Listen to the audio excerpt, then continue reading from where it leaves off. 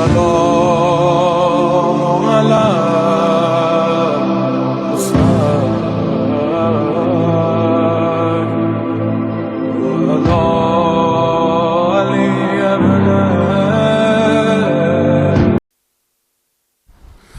لا حول ولا قوة إلا بالله العلي العظيم. بسم الله الرحمن الرحيم. الحمد لله الملك الحق المبين، والصلاة والسلام على سيد العالمين أبي القاسم محمد وآله الطيبين الطاهرين الذين أذهب الله عنهم الرجس وطهرهم تطهيرا.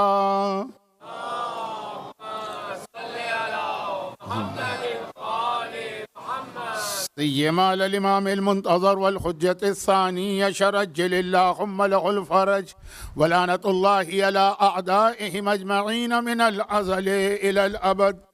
أما بعد، فقد قال الله عز وجل في محكم كتابه الكريم: بسم الله الرحمن الرحيم. وقد لبثت فيكم أمرا من قبله أفلا تعقلون. وقال: إنك لعلى خلق عظيم. وقال: لقد جاءكم رسول من أنفسكم عزيز عليه ما عنتم حريص عليكم بالمؤمنين رؤوف رحيم.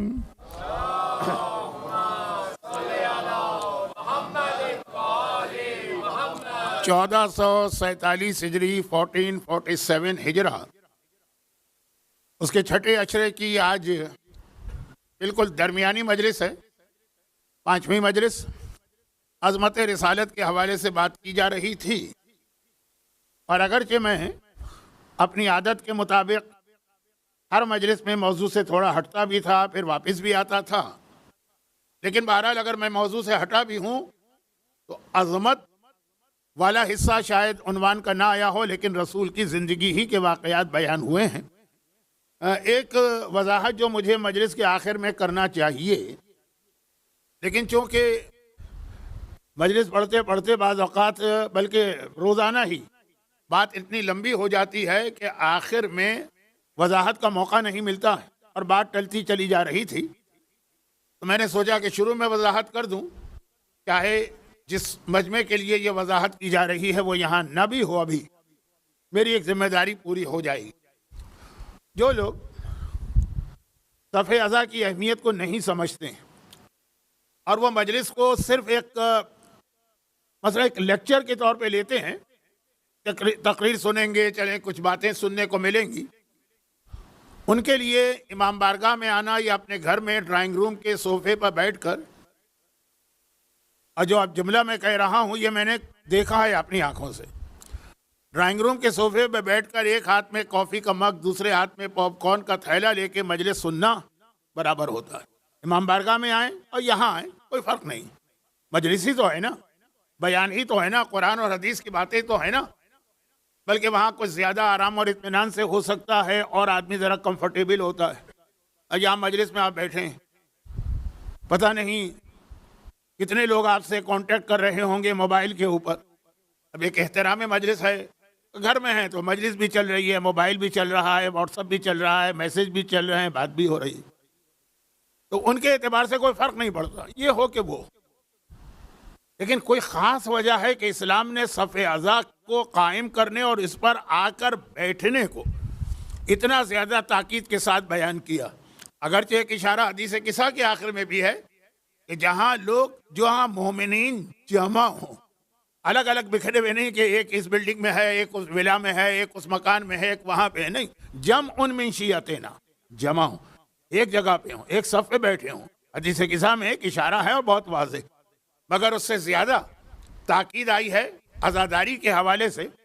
تو اس لیے میں بات کو لمبا نہیں کر رہا ہوں، لیکن ایک وضاحت ضروری ہے. اس لیے بعض اوقات، بلکہ شاید اکثر اوقات، جب میں دعا کرتا ہوں آخر مجلس میں تو فقط انہی لوگوں کو شامل کرتا ہوں کہ جو زحمت اٹھا کر گھروں سے نکل گئے. جو نہیں آ رہے ہیں وہ اسی لیے نہیں آ رہے ہیں کہ زحمت ہوگی، تو جو آ رہے ہیں یہ کون لوگ ہیں؟ نادان ہیں، بے وقوف ہیں، احمق ہیں، پاگل ہیں، نعوذ باللہ. مثلا یہ زحمت اٹھا کے کیوں آ رہے ہیں؟ یہی چیز ان کو اپنے گھر میں بھی آرام سے مل سکتی ہے جو آپ لوگوں کو مل رہی ہے. میں ان لوگوں سے بات کر رہا ہوں جو یہاں نہیں آتے ہیں اور مجلس بھی سنتے ہیں. تو یہ جو یہاں آ رہے ہیں میں خاص انہی کے لیے دعا کرتا ہوں. اور جیسا کہ واقعات میں بھی ہے کہ شہزادی کونین بھی جب آتی ہیں تو انہی عزاداروں کے جہاں پہ جوتیاں اتاری جاتی ہیں اس کے قریب کہیں تشریف فرما ہوتی ہیں. تو اس اعتبار سے دعا کے اندر بعض اوقات میں یہ جملہ بھی شامل کر دیتا ہوں. لیکن یہاں پہ اب یہاں سے مطلب میں زیادہ وضاحت نہیں کرنا چاہتا. یہاں پر ہو سکتا ہے کہ کوئی مجبوری بھی ہو لوگوں کے نہ آنے میں. کراچی ہو کہ لاہور ہو کہ ٹورنٹو ہو کہ واشنگٹن ہو کہ نیو یارک ہو کہ دنیا کے باقی سارے علاقے، وہاں وہ مجبوری نہیں، یہاں ہو سکتا ہے مجبوری بھی. دبئی سے یہاں آنا اور واپس جانا 3 گھنٹے سے 4 گھنٹے لگ جائیں. ہو سکتا ہے کہ یہاں پارکنگ کا بہت شدید مسئلہ ہو، اگرچہ ساری دنیا میں آج کل مسئلہ ہے لیکن یہاں کسی اور انداز. یہ ایک سبب ہو سکتا ہے. تو جس انداز سے میں دعا مانگ رہا ہوں وہ دعا تو اسی طرح رہے گی. لیکن واقعاً جو جینین مجبوری والے لوگ ہیں، چاہے وہ کوئی 1-2 آدمی ہوں، کچھ بیمار ہوں گے، کچھ بستر پہ ہوں گے، طاقت نہیں ہوگی آنے کی، کوئی ان کو لانے والا نہیں ہوگا، اور کچھ یہ جو میں نے 2-4 چھوٹی چھوٹی باتیں بتائیں، وقت میں ضائع نہیں کرنا چاہتا. تو چاہے میں دعا میں یہ کہہ دوں کہ جو لوگ یہاں صف پہ ہیں لیکن جو مجبوری کی وجہ سے نہیں ہے وہ اس دعا میں خود بخود شامل ہے. اور ایک چیز جس کی وضاحت بہت ضروری ہے لیکن وہ آخر مجلس میں ہی ٹھیک رہے گی، پھر بھی جلدی سے کہہ دوں. ہمارے یہاں روایات میں بھی ایک لفظ آیا ہے اور آداب میں بھی ہمارے یہاں لفظ ہے. آداب جو ہمیں ہمارے بزرگوں نے سکھائے کہ اگر کسی وجہ سے مصائب کے بیان میں کسی کو رونا نہیں آ رہا ہے، کوئی وجہ ہو سکتی ہے وقتی، تبھی رولا یا رونے والوں جیسی شکل بنا. تو اس آداب مجلس میں یہ ہے کہ مصائب ہو رہے ہوں تو آدمی کم از کم سر جھکا کے ایسا تاثر دے. یہ جو میں کہہ رہا ہوں یہ وہ روایت کا جملہ تباہ کی، رونے والوں جیسی کیفیت ہو. یہ جو بہت سے لوگ منہ اٹھا کے اس طرح سے سنتے رہتے ہیں کہ جیسے نعوذ باللہ کوئی قصہ کہانی سن رہے ہیں. وہ بعض اوقات ہم لوگوں کا کام تربیت کرنا ہے. یہی بچے ہیں، یہ باتیں سنیں گے تو بڑے ہو کے اس پہ عمل کریں گے. لیکن یہ جملے آنے چاہیے تھے بالکل مصائب کے قریب. تو آج تو نہیں، ہو سکتا ہے کہ میں کل وضاحت کروں کیونکہ پرسوں کائنات میں قیامت کی اہم ترین راتوں میں سے ایک رات. اہل بیت کے سارے مصائب کا سمجھے آغاز ہی وہ پرسوں رات جو وفات کے شہادت کی رات. قرآن کریم کی جس آیت کی آج میں نے تلاوت کی، ایک تو وہی آیت ہے جو پہلے دن سے سورہ اعراف کی آیت کے ساتھ ساتھ تلاوت کی جا رہی ہے. یہ سورہ توبہ کی آیت. ترجمہ بھی نہیں کر رہا ہوں کہ آج وقت نہیں ہے، ویک ڈے کی مجلسیں ہوتی. پیغمبر اسلام کے اس میں 4 خصوصیات، 4 القاب بیان کیے گئے. اب میں بہت مختصر کر دوں. عزیز، حریص، رؤوف، رحیم. اس آیت میں پیغمبر کو خطاب کیا گیا ہے یا پیغمبر کا تعارف کرایا گیا ہے، انٹروڈکشن. اب قرآن کریم تو جگہ جگہ رسول کا قصیدہ پڑھ رہا ہے. مزمل بھی قرآن نے ہی کہا، مدثر بھی قرآن نے ہی کہا، یاسین بھی قرآن نے ہی کہا، طٰہٰ بھی قرآن ہی نے کہا. لیکن اس آیت میں یہ 4 لقب آئے: عزیز، حریص، رؤوف، رحیم. اور اگرچہ لفظ حریص میری 2 دن پہلے کی مجلس اگر کسی کے ذہن میں ہو تو اگرچہ لفظ حریص اردو میں بہت برے معنوں میں استعمال ہوتا ہے، لیکن وہی بات کہ اردو الگ ہے، عربی الگ. لفظ ہم نے وہاں سے لیا ہے، معنی ہمارے اپنے ماحول میں الگ بن گئے ہیں. لیکن جہاں سے لفظ آیا قرآن میں تو اس کے وہی معنی لیے جائیں گے عربی. تو یہ 4 خصوصیات تو یہاں بیان کی گئیں، جس میں نے عرض کیا تھا کہ جو آخری خصوصیت اس آیت میں آئی ہے رحیم. یہ وہ لفظ ہے جو اللہ نے قرآن میں بار بار اپنے لیے استعمال کیا، کیونکہ بسم اللہ الرحمن الرحیم میں یہ لفظ رحیم اللہ کے لیے. اور بسم اللہ قرآن میں کتنی جگہ آئی ہے ہر ایک کو معلوم ہے. میں اس کی مزید وضاحت نہیں کر رہا کہ ایک سورے میں نہیں بھی ہے تو اس سورے میں کمی پوری ہو گئی ہے جس کی ایک آیت کی تلاوت آپ روز کر رہے ہیں. امن یجیب المضطر اذا دعاہ ویکشف السوء. یہ آیت جس سورے کی ہے سورہ نمل، اسی میں وہ جو ایک رحیم کم ہو رہا تھا وہ پورا ہو گیا. لیکن یہی لفظ رحیم، صفت رحیم، خصوصیت رحیم، فضیلت رحیم سورہ توبہ میں رسول کو عطا کی گئی. یہ آج کا موضوع نہیں تھا، یہ تو صرف وہ جو آیت تھی اس کے حوالے سے بات تھی. لیکن اس کے علاوہ بھی قرآن جگہ جگہ پیغمبر کا قصیدہ پڑھ رہا ہے، جن میں ایک آیت سورہ قلم کی وہ ہے جو ابھی میں نے تلاوت کی، کیونکہ یہ آیت جو آج میں نے تلاوت کی، یہ آیت کل رات کی مجلس کے آخری حصے کے ٹکڑے سے ریلیٹڈ ہے۔ تو ہماری آج کی مجلس کل رات کی مجلس کے آخری حصے سے ملے گی، اور آج کی مجلس جہاں ختم ہوگی، جو مصائب اور غم کا بیان ہوگا، یہ کل شب جمعہ کی مجلس کا پہلا حصہ بنے گا۔ تو خیر، یہ تو زیادہ اعلانات ہو گئے، آپ اعلانات سننے تو نہیں آئے ہیں۔ سورہ قلم کی آیت، سورہ قلم کی آیت جو آیت میں نے ابھی تلاوت کی ہے، اس سے پہلے قرآن نے پیغمبر کا تعارف کراتے ہوئے کہا وَأَمَّا بِنِعْمَتِ رَبِّكَ وَمَا أَنْتَ بِنِعْمَتِ رَبِّكَ مجنون، اے رسول تم مجنون نہیں۔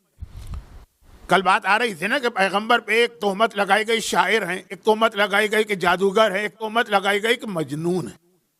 شاعر اور ساحر پھر بھی قابل برداشت، بالکل پیغمبر کی شان کے حوالے سے کوئی چیز قابل برداشت نہیں، لیکن پھر بھی اس دو چیزوں میں وہ خرابی پوشیدہ نہیں ہے جو لفظ مجنون، پاگل، اس کا ترجمہ غالباً انگریزی میں کریزی کیا جاتا ہے، لیکن شاید اس سے بھی زیادہ سخت لفظ آنا چاہیے۔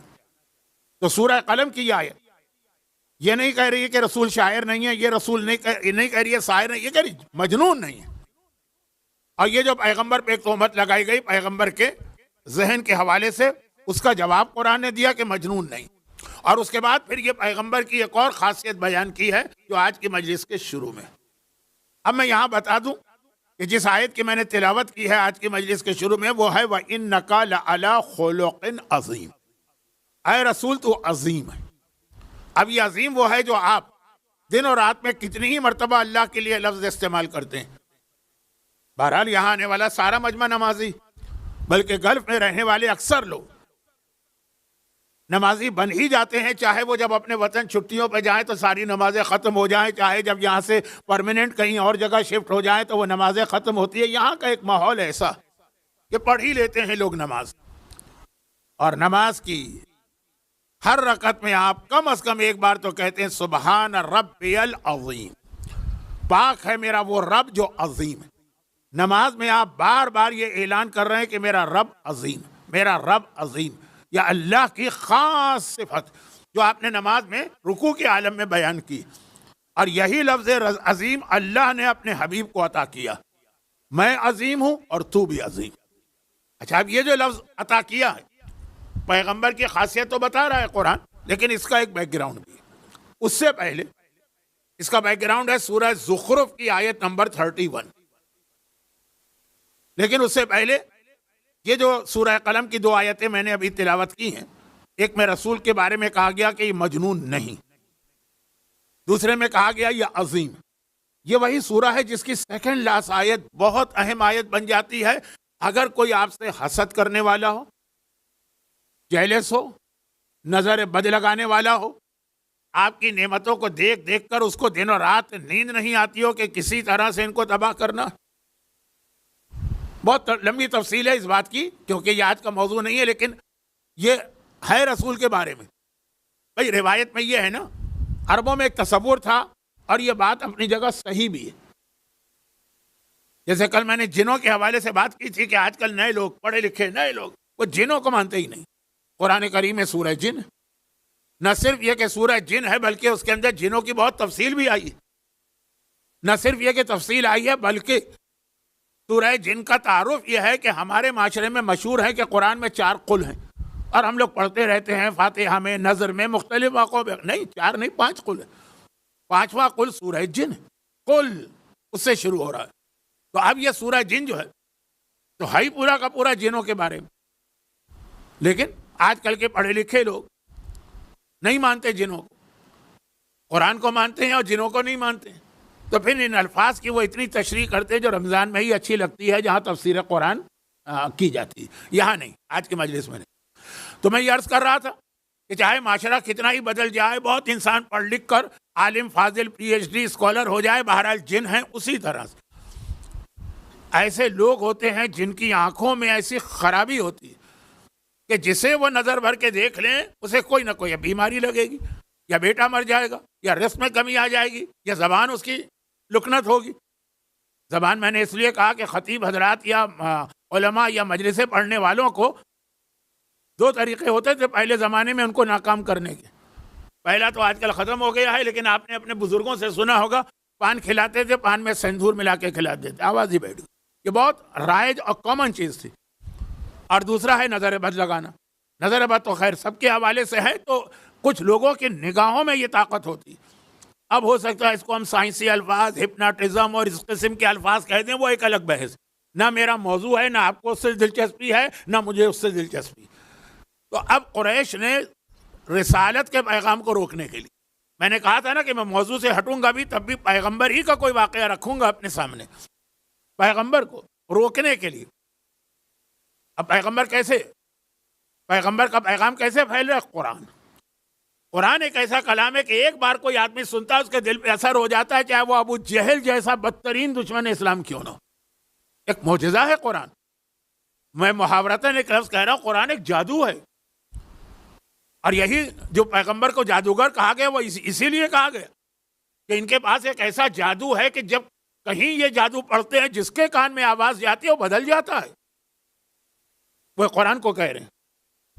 اب پھر قرآن کی فضیلتیں آپ سنتے ہیں کہ وہ سورہ کوثر لے جا کے اس شاعر کو رکھا، اس نے کہا ما ھذا کلام البشر، یہ تو کسی انسان کا کلام ہے نہیں. اور بہت ساری باتیں، جیسا میں نے کہا یہ رمضان کا موضوع ہے، ایام ازا کے اس اس عشرے میں مناسب نہیں، وقت نہیں، اس لیے مناسب نہیں. تو قرآن، اب یہ قریش نے سوچا قرآن جو اتنا اثر کر رہا ہے ہمارے بچوں اور جوانوں پر، بہکے جا رہے ہیں، ہاتھ سے نکلے جا رہے ہیں، بزرگوں کے طریقے کو چھوڑ رہے ہیں.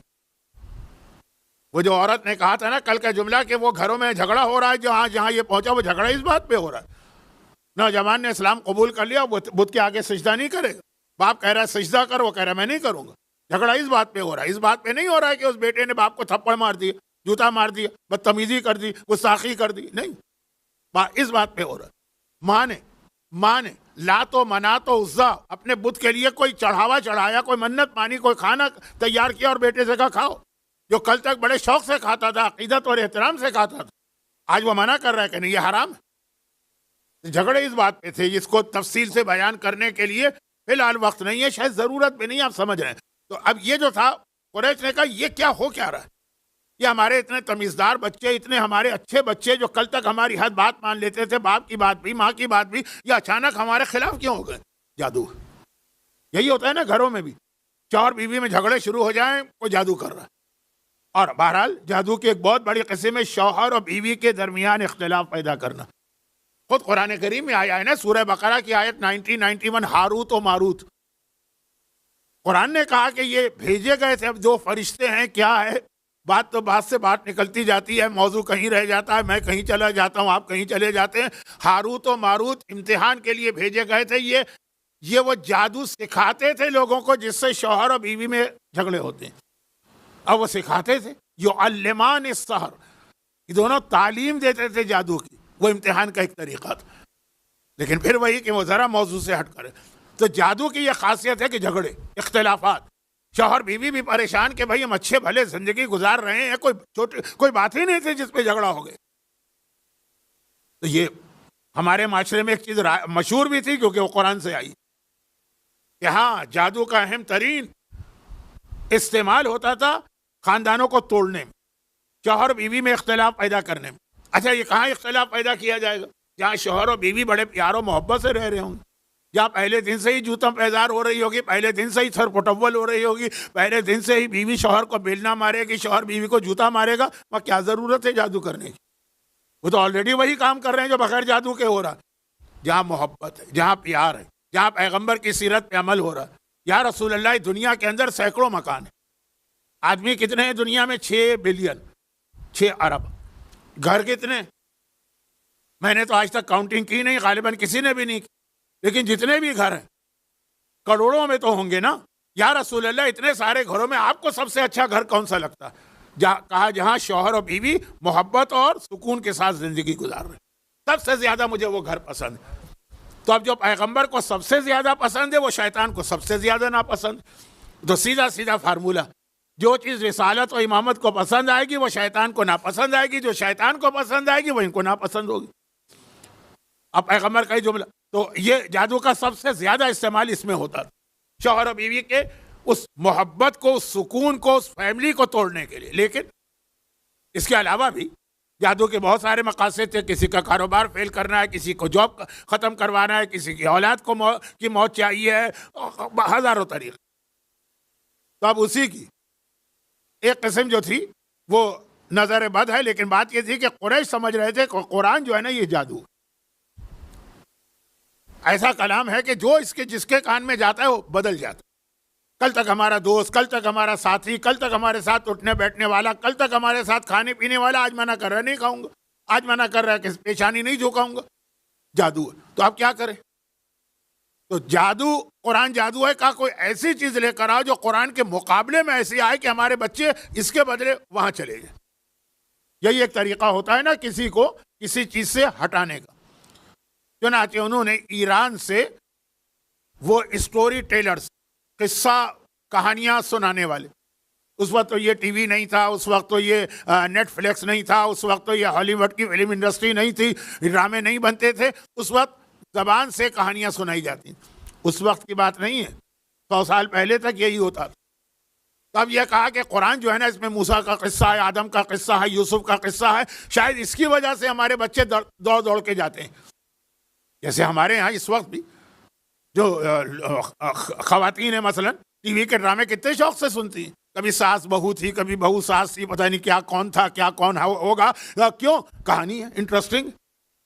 تو وہی سمجھے کہ قرآن جو نوجوان بڑے شوق سے سن رہے ہیں وہ اس لیے کہ اس میں آدم کی کہانی ہے، یوسف کی کہانی ہے، موسیٰ کی کہانی ہے. تو ہم اس کے مقابلے میں اس سے دلچسپ کہانیاں لے کے آئیں. کیونکہ یہ جو کہانیاں ہیں نا اس کے اندر بیچ بیچ میں ذرا کچھ کڑوی باتیں آ جاتی ہیں. نماز پڑھنا ہے، شرک نہیں کرنا ہے. تو ایسا لائیں گے کہ جو شروع سے آخر تک جو ہے اس میں کوئی ایسی بات ہی نہ. چنانچہ ایران گئے. ایران میں رستم و سہراب کے قصے، شاہ نامہ، میں ذرا فضول باتیں کر رہا ہوں لیکن ماحول سمجھا رہا ہوں، وہ بہت رائج تھا. وہ ان کو لے کر آئے. ادھر پیغمبر خانہ کعبہ کے صحن میں ایک طرف بیٹھ کر قرآن کی تلاوت کرتے تھے، ادھر ان لوگوں کو بٹھا کے کہا جاتا تھا رستم و سہراب کی کہانی شروع کرو. جیسے ہمارے ہندوستان میں داستان امیر حمزہ تھی یا طلسم اچربا تھی، یا بچوں کو بتائے کیا ہیری پوٹر ہے، لارڈس آف رنگز ہے. یہ ساری چیزیں کیا ہیں؟ خالی نام بدل کے انگریزی میں ہو گئے، چیز ایک ہی ہے نا.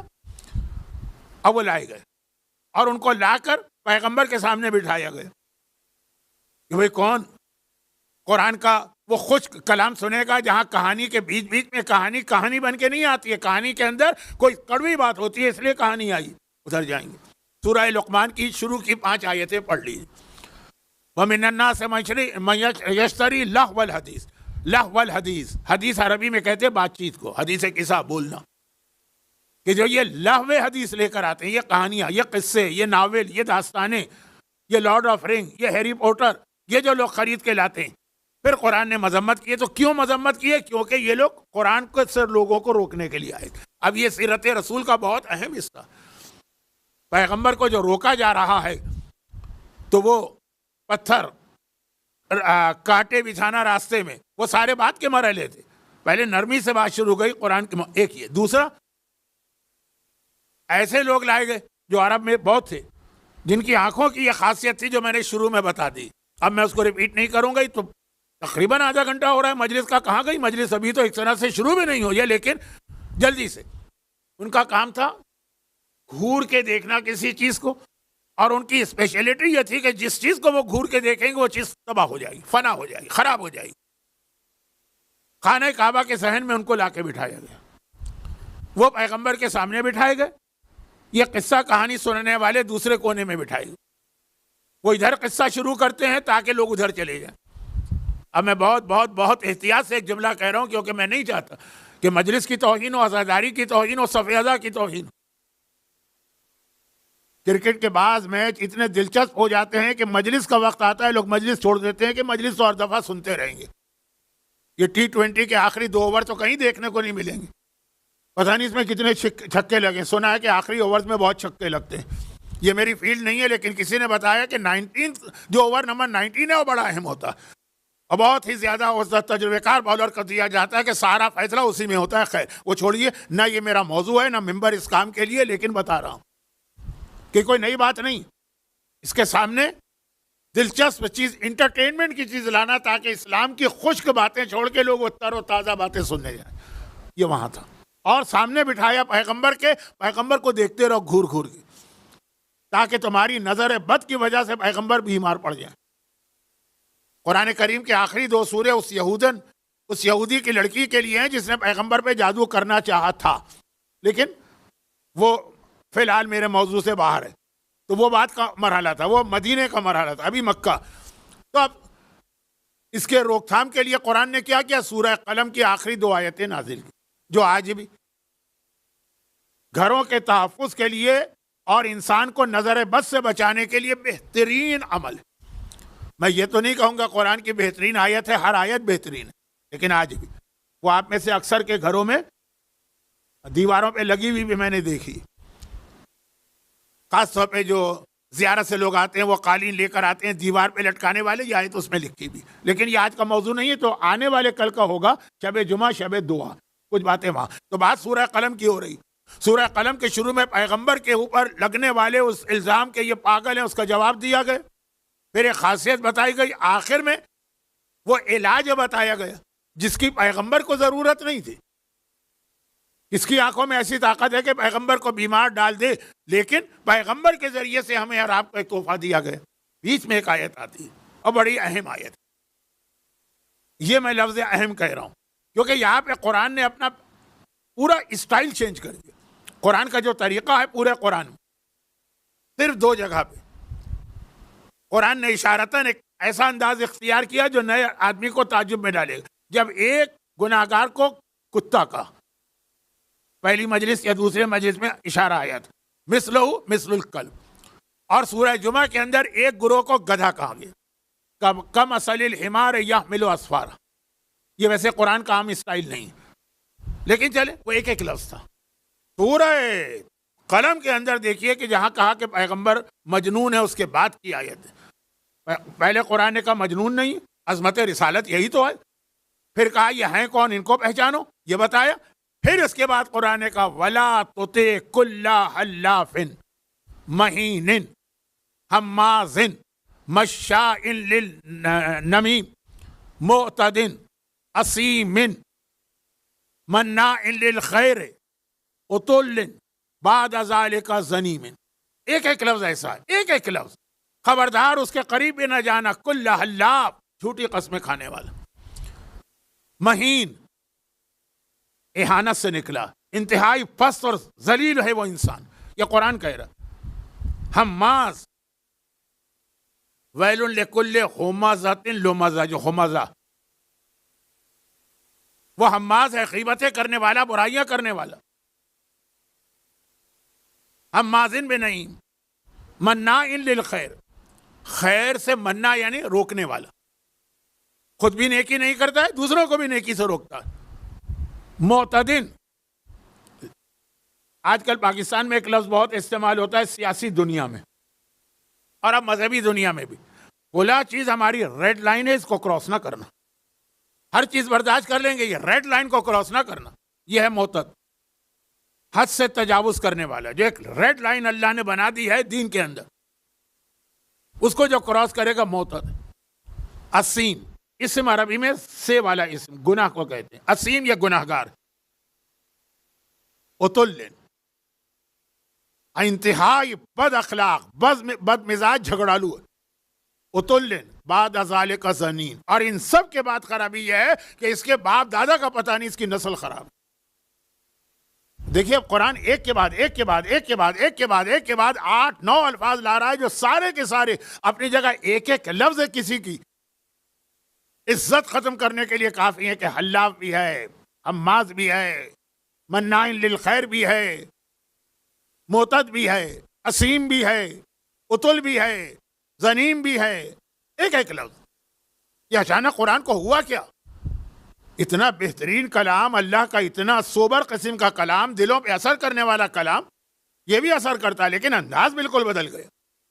نعوذ باللہ من ذالک. میں توہین والی مثال نہیں دے رہا ہوں، کہ کبھی ایسا لگتا ہے کہ جب دو آدمی ایک دوسرے سے لڑتے ہیں، خصوصاً دو عورتیں، تو ایک دوسرے کو جس طرح باتیں سنانا شروع کرتی ہیں، ایسا لگتا ہے ایک دم قرآن کا یہ انداز ہو گیا. کہا یہ ساری باتیں قرآن نے ایک آدمی کے لیے کہی ہیں، صرف ایک کے لیے. قرآن کے پاس اتنا ٹائم نہیں ہے کہ وہ ایک آدمی کے پیچھے اتنی ساری آیتیں دے دے. قرآن بہت شارٹ کتاب ہے، بہت مختصر، صرف کام کی بات کرتا ہے، آگے بڑھ جاتا ہے. میں اس سے پہلے بھی اس ممبر پہ کہہ چکا ہوں، پوری کہانی سنا دی حضرت خضر و موسیٰ کی. بتایا ہی نہیں کہ خضر کون ہے، نام تک نہیں لیا. بس موسیٰ نے ہمارے ایک بندے سے ملاقات کی. اور ہمارے یہاں انڈیا پاکستان میں ساری بحث جناب خضر پہ ہوتی ہے کہ وہ نام کیا ہے، نبی تھے، نبی نہیں تھے، غیبی علم تھا. آج بھی لوگوں کی مدد کرتے ہیں کہ نہیں کرتے ہیں، جہاں سے جاتے ہیں سبزہ ہوتا ہے کہ قرآن نے ذکر تک نہیں کی، جبکہ پیغام بہت اہم تھا. موسیٰ جیسے نبی کو ان کا شاگرد بنایا جا رہا. حابیل قابل کا پورا واقعہ قرآن نے بیان کر دیا، نام نہیں لیا. کون تھے یہ دو بیٹے؟ ابن آدم، آدم کے دو بیٹوں کی کہانی سنو، خدا بندہ دونوں کے نام ہی رکھ دیتے. نہیں، یہ نام ہمارا موضوع نہیں، ہمارا موضوع ہے اصل پیغام. یہاں دیکھیں اتنا مختصر کلام کرنے والا قرآن، پتہ نہیں آج قرآن کو کیا ہو گئے. ایک کے بعد ایک کے بعد اللہ بھی کہا، مہین بھی کہا، حماد بھی کہا، مشائن بن نمیم بھی کہا، معتد بھی کہا، اسیم بھی کہا، منائن للخیر بھی کہا، اتل بھی کہا، زنیم تو خیر سمجھیے کہ ایک طرح سے لمٹ. بس اس کے بعد اب کچھ کہنے کی گنجائش ہی نہیں. جو قرآن ڈائریکٹ کسی کے نسب پر اعتراض کر رہا، اعتراض نہیں کر رہا، حقیقت بتا رہا. کون تھا بھائی آدمی؟ کیا یہ ابو جہل تھا؟ جی نہیں، ابو جہل نہیں تھا. ابو جہل کے لیے آیت آئی، ارایت الذی یکذب بالدین فذلک الذی یدعو الیتیم، لیکن اتنی سخت آیت نہیں. کیا یہ ابو لہب تھا؟ نہیں، ابو لہب کے لیے آیت آئی تبت یدا ابی لہب، اتنی سخت آیت نہیں. یہ کون ہے کہ جس کے لیے قرآن تو ایسا لگ رہا ہے ایک دفعہ اسٹارٹ ہوا تو ہوتا ہی چلا گیا، اس طرح آگے بڑھتا چلا گیا. یہ ہے ولید ابن مغیرہ، جس کا نام بھی اکثر لوگوں نے نہیں سنا ہوتا، لیکن قرآن کی نگاہ میں وہ اتنا بدترین انسان ہے کہ قرآن نے 4 آیتیں اور 9 اس کی خرابیاں قیامت تک رہنے والے کلام میں رکھ دی. ایک اصول بتا رہا ہے قرآن. بھائی ولید ابن مغیرہ کا کیا جرم تھا؟ کیا پیغمبر پہ تلوار اٹھائی؟ کبھی تلوار نہیں اٹھائی. کیا پیغمبر پر پتھر پھینکے؟ کبھی پتھر نہیں پھینکے. کیا پیغمبر کے راستے میں کانٹے بچھائے؟ اس نے کبھی کانٹے نہیں بچھائے. کیا پیغمبر پہ کوڑے برسائے؟ کبھی نہیں. صرف اس لیے قرآن اتنی مذمت کر رہا ہے کہ اس نے پیغمبر کے لیے کہا تھا کہ یہ مجنون. شاعر کہنے والوں کا قرآن نے اس طرح تذکرہ نہیں کیا. جادو کا پاگل مجنون ہمارے نبی کی عقل پہ اعتراض کر رہے ہیں. ہم ہر بات برداشت کر لیں گے لیکن اپنے نبی کی عقل کے حوالے سے کوئی جملہ برداشت نہیں کر سکتے. اس نے کہا تھا. یہ آدمی تھا ولید ابن مغیرہ. ہمارے یہاں اکثر ایک چلتا ہوا محاورہ، لڑائی ہوتی ہے نا، کہتے ہیں تم ہمیں 1 سناؤ گے، ہم تمہیں 10 سنائیں گے. یہ قرآن نے کیا. اس نے ایک جملہ کہا، قرآن نے 10 خرابیاں اس کے نکال کے رکھ دی. جہاں ہمارے حبیب کی بات آ جاتی ہے، نو کمپرومائز، کوئی مصالحت نہیں. تم نے ایک بات کہی، ہم تمہیں 10 جواب دیں گے اس کے. تو اب یہ اصول بنا. قرآن کا جھگڑا، اللہ کا جھگڑا. اب یہ لفظ اچھا تو نہیں اللہ کے لیے. ولید ابن مغیرہ سے نہیں، جھگڑا ایک اصول کا کہ جو پیغمبر کی عقل پہ اعتراض کرے، چاہے کبھی کرے، کسی زمانے میں کرے، اللہ کی نگاہ میں وہ اتنا قابل مذمت ہے.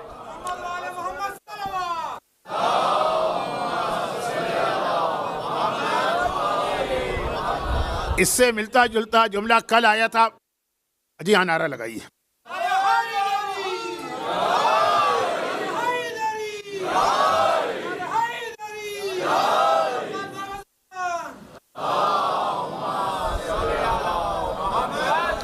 اس سے ملتا جلتا جملہ کل آیا تھا تو کل آپ بہت دیر میں سمجھے تھے. جب میں بہت آگے نکل گیا تھا تب مجمع ذرا ہوش میں آیا کہ میں کیا کہہ گیا. آج الحمدللہ شروع سے ہی آپ سمجھ گئے کہ میری بات کہاں سے چلی اور کہاں ختم ہوئی. اچھا، یہ تو قرآن نے جو پیغمبر پر اعتراض کیا، تہمت لگائی، الزام لگایا، بہت سارے الزام لگے، مگر یہ والا الزام برداشت نہیں ہوا اللہ سے. اس کا جواب دیا. اور پھر جو ایک اصول ہوتا ہے، ہمیشہ کسی کی خرابی پھر نہیں بیان کی جاتی. بیان کرو خرابی، پھر سامنے والے کی اچھائی بھی بیان کرو.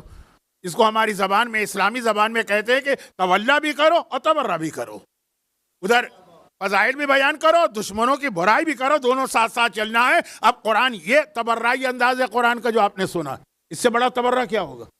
اور ساتھ میں وہ جو آیت میں نے تلاوت کی جو اس سے ملی ہوئی آیت ہے وہ تولائی انداز ہے، اے حبیب انک لعلی خلق عظیم، میں عظیم ہوں تو عظیم. لیکن اب وہ جو عظیم کا لفظ آیا ہے وہ کیوں آیا؟ وہ بھی ایک اعتراض تھا قریش کا، لیکن وہ ایسا اعتراض نہیں تھا جس پہ قرآن ولید ابن مغیرہ کی طرح سے مذمت شروع کرتا، لیکن اعتراض تھا، جواب دینا ضروری تھا. سورہ زخرف، یہ شاید سورہ کا نام بھی آپ نے نہیں سنا ہو سوائے ان کے کہ جو قرآن کی ریگولر تلاوت کرتے ہیں. سورہ 42 آیت نمبر 31. اب قریش کا اعتراض شروع ہو رہا ہے، عظمت رسالت کے مختلف پہلو. لولا نزل ھذا القرآن علی رجل من القریتین عظیم. بہت سارے اعتراض کیے نا قریش میں سے، کافروں میں سے ہر آدمی نے اپنے اپنے حساب سے اعتراض کیا. ایسا نہیں ہے کہ وہ سارے کے سارے اعتراض ایک آدمی نے کیے. ایک قبیلے نے ایک اعتراض کیا، دوسرے نے دوسرا اعتراض کیا، ہر آدمی اپنے حساب سے ایک الزام، ایک تہمت لگاتا. اب ایک اعتراض یہ تھا کہ لولا نزل ھذا القرآن، اگر یہ قرآن اللہ کی طرف سے آیا ہے تو اللہ نے اس قرآن کو کیوں نازل نہیں کیا علی رجل، ایسے انسان پر، من القریتین، جو دو شہروں میں رہتا ہو. اس زمانے میں عرب کے اہم ترین مشہور ترین دو شہر کیا تھے؟ مکہ اور طائف. آج اگر آپ پوچھیں مشہور ترین شہر کیا، آپ کہیں گے مکہ مدینہ. بلکہ ہمارے یہاں بہت ساری ایسی خواتین ہیں دیہاتوں وغیرہ میں جن کے اعتبار سے تو مکہ مدینہ دو شہر بھی نہیں ہیں، وہ اس طرح سے زندگی بھر سنتی ہیں کہ ایک ہی شہر مانتی ہیں، مکہ مدینہ. لیکن جب اسلام آیا اس وقت مدینے کی کوئی حیثیت نہیں تھی، کوئی نام ہی نہیں تھا، مدینہ تھا ہی نہیں کوئی شہر. یثرب نام کی ایک چھوٹی سی بستی تھی. بڑے شہر تھے مکہ اور طائف، یہاں سارے پیسے والے، سرمایہ دار، مالدار، سیٹ لوگ رہتے تھے. تجارت مکے میں کرتے تھے، پیسہ بنتا تھا. کوٹھیاں بنائی تھی طائف کے اندر، وہ ہل اسٹیشن ہے، بہت اچھا موسم ہے، وہاں رہنے میں مزہ آتا. تو اب قریش کا ایک گروہ کہہ رہا کہ اگر واقعا یہ قرآن اللہ کا کلام ہے، سمجھ میں آ رہا ہے ان کی قرآن، اثر لے رہے ہیں، لیکن یہ سمجھ میں نہیں آ رہا جس پہ نازل ہو رہا، تو اللہ نے اس کا انتخاب کیوں کیا؟ اس مکے اور طائف میں ایک سے ایک بڑا آدمی ہے. لفظ عظیم آیا ہے، لفظ عظیم بڑا. لولا نزل ھذا القرآن علی رجل من القریتین عظیم. لولا، لولا یہ حدیث آپ نے ایک اور کسی سے اور سے بھی سنی ہے، تو یہ لولا کافروں سے شروع ہوا، اس مسلمان تک پہنچا. تو لولا نزل ھذا القرآن، کیوں نازل نہیں کیا اللہ نے کسی بڑے آدمی پہ یہ قرآن؟ ایک سے ایک بڑا آدمی وہاں موجود ہے، ان کو چھوڑ کر ایک غریب اور یتیم کا انتخاب کیوں کیا؟ تو توہین کی نیت سے کہہ رہے. قرآن نے اس کا جواب اسی سورہ قلم میں دیا. یہ تولائی انداز میں جواب دیا. ولید ابن مغیرہ کو تبرائی انداز میں جواب دیا، ان کو تولائی انداز میں کہا. تو بالکل ٹھیک کہہ رہے ہو، واقعاً قرآن اتنا اہم کلام ہے کہ بڑے پر ہی نازل ہونا چاہیے، بڑے پر ہی نازل ہونا چاہیے. تم کہہ رہے نا کہ کسی بڑے آدمی پہ کیوں نازل نہیں کیا؟ عظیم، بڑے پر ہی نازل ہونا چاہیے، اور ہم نے بڑے پر ہی نازل کیا. لیکن تم کسے بڑا کہتے ہو؟ جو سرمایہ دار ہو، جو مالدار ہو، جس کی کوٹھیاں ہوں، جس کے بزنس ہوں، جس کی بہترین سواریاں ہوں، جس کے بینک بیلنس 6 سے 7 سے 8 فیگر میں ڈیجٹ میں جا رہے ہیں، وہ ہے تمہارے نزدیک بڑا. ہمارے نزدیک اس کی کوئی حیثیت نہیں ہے. ہم اسے بڑا کہتے ہیں انک لعلی خلق عظیم. جو اپنے اخلاق و کردار میں بڑا ہو وہ بڑا ہوتا.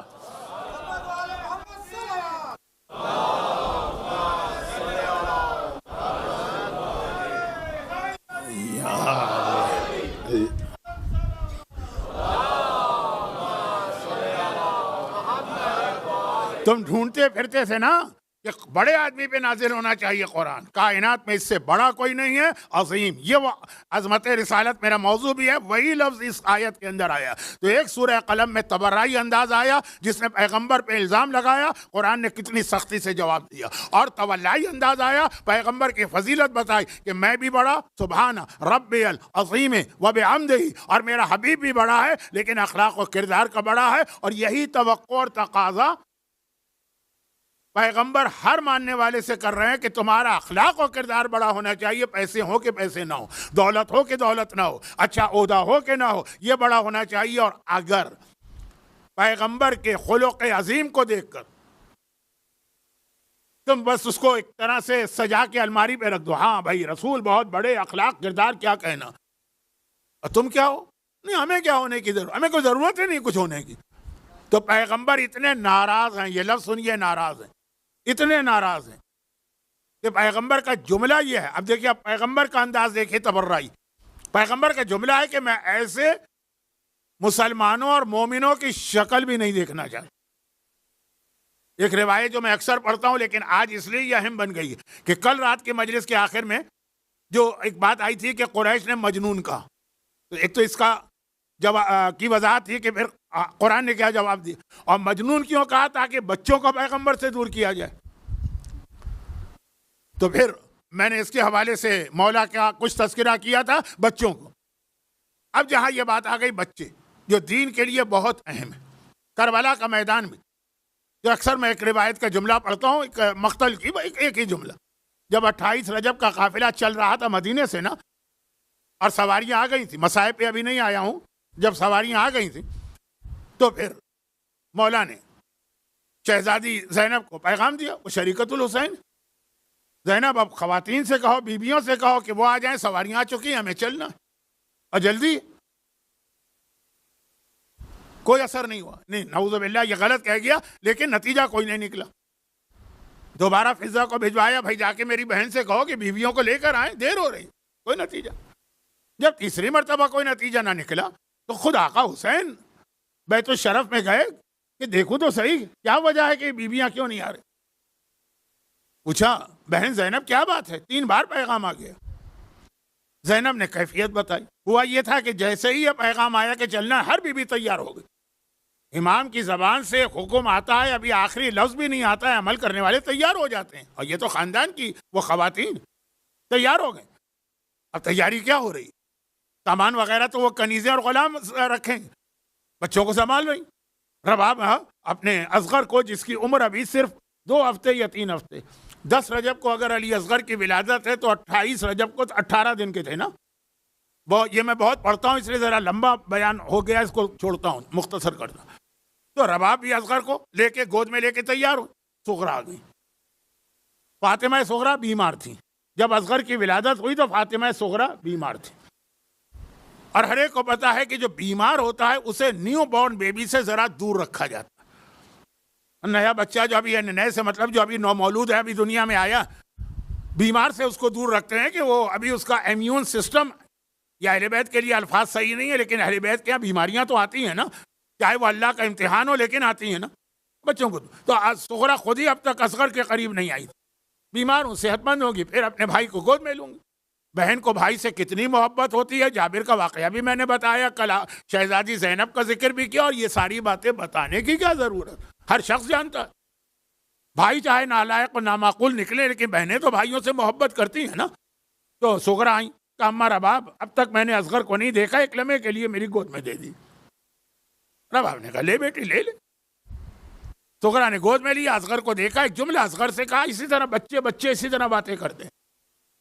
کہا اصغر بھیا سب مجھے چھوڑ کے جا رہے ہیں, کیا تم بھی مجھے چھوڑ کے چلے جاؤ گے؟ بھائی جملہ کیا تھا, قیامت تھی. اصغر ایک مرتبہ اس طرح بہن کے سینے سے چمٹ گیا کہ اب رباب نے واپس مانگا کیونکہ پیغام آ گیا ہے, چلنا ہے. اصغر دیکھ ہی نہیں رہے, گود میں منہ چھپائے. حسین کا دوسرا پیغام آ گیا تو اب دوسری بیوی آگے بڑھی, ام فروا. مولا حسن کی بیوہ ہی نہیں ہیں, رباب کی سگی بہن بھی ہیں, یعنی اصغر کی سگی خالہ ہیں, ماں کے بعد خالہ. وہ آگے بڑھی, کلثوم آگے بڑھی, لیلا آگے بڑھی, فاطمہ کبریٰ بڑی بہن. اصغر دیکھ ہی نہیں رہے.